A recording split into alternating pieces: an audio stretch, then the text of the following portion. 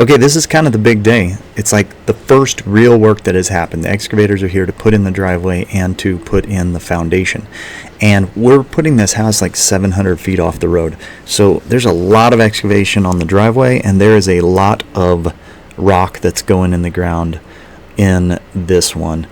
And I'm not really super stoked about it, but I really didn't want to be right by the road. I wanted to have our privacy. That's the corner of the garage. The garage doors are going to be over here and here. And then the house, the house is in line with these stakes right here. House is in line with these stakes. This is going to be basically at the level that it's at right now. And then at this point, 3 feet back from these stakes, it's going to drop down 7 foot 8 inches, and this is going to be fully excavated for the house. So I'd be standing on the corner of the covered porch right now if I was in the house, and then the excavation's going to hopefully, I'm assuming the excavation's going to come here, and then I'm thinking somewhere in this vicinity that he's going to trench out to daylight so that the water can drain out of the hole.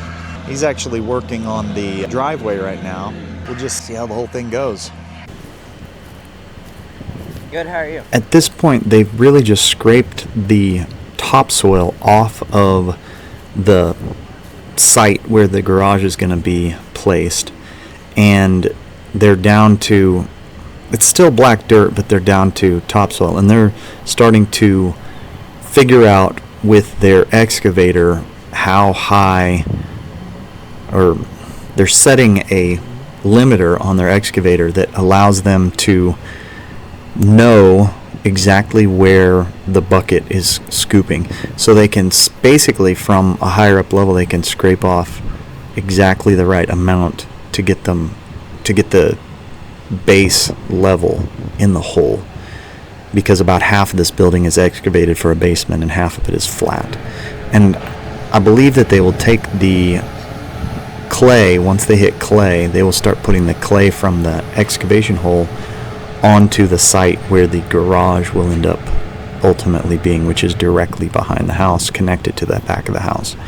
And that's what they're doing here. One of the boys was out videoing at this point, so when I was looking at this footage, I was thinking, I don't remember standing here and watching them for this long. But apparently Judah or Asa went out and kind of watched them and videoed them leveling this thing. So it's kind of cool to have a little bit of footage of the equipment, because this is actually bigger equipment than I've personally ever run. And when we built our first house, we weren't even around for this part of the project, so I'm not 100% sure what they used. I don't think they used one of these, because all of the clay and dirt was all stockpiled quite a ways away from where we were doing the work, whereas these guys are really putting all of the dirt and all of the clay very strategically around the site. And it's kind of a testament to how good they are at what they do, because they can create a lot of work for themselves later or for someone else later, or they can create a really easy project to work with by placing the dirt strategically as they do this excavation.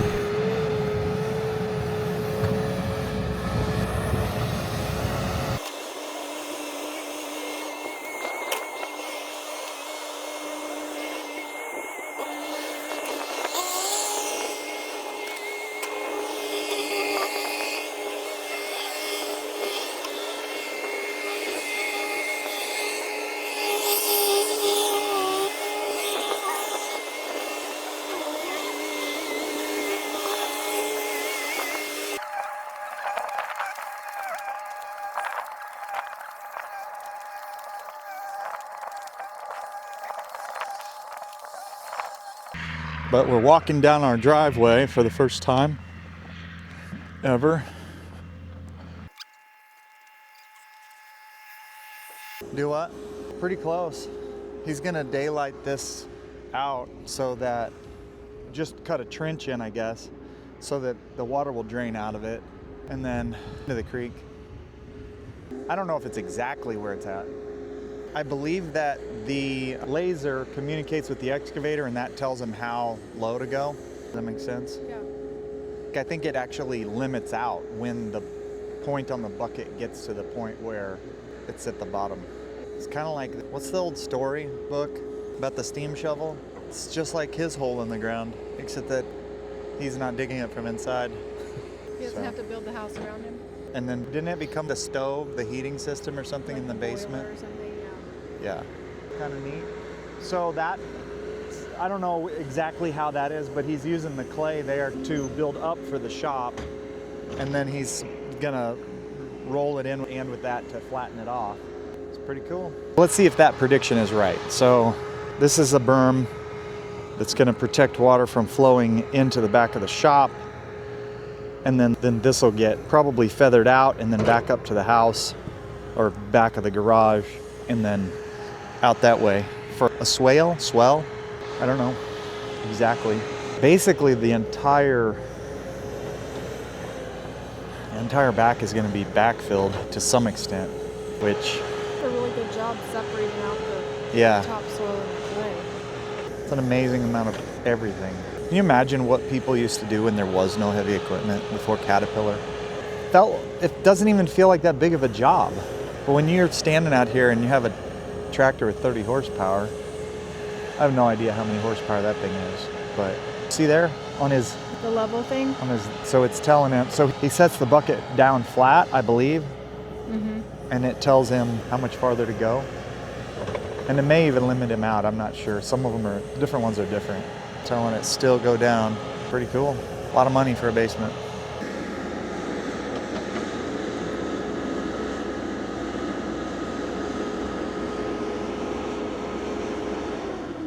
We have a hole. I'm not sure why it only goes instead of to there. I guess we'll find out whenever he comes back tomorrow. Here I am in the basement hole. It's mostly dug out. We need to push it back this way about 5 more feet, I think. 3 or 5 more feet. But looks good. It's flat. I don't think that's quite deep enough. I guess that's day 1 in the books. Go check out and see how our driveway's looking.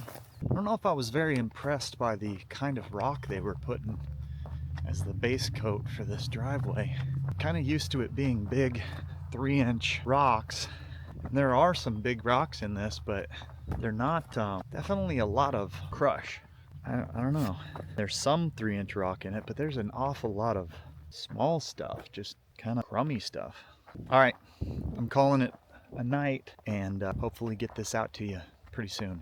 See you guys.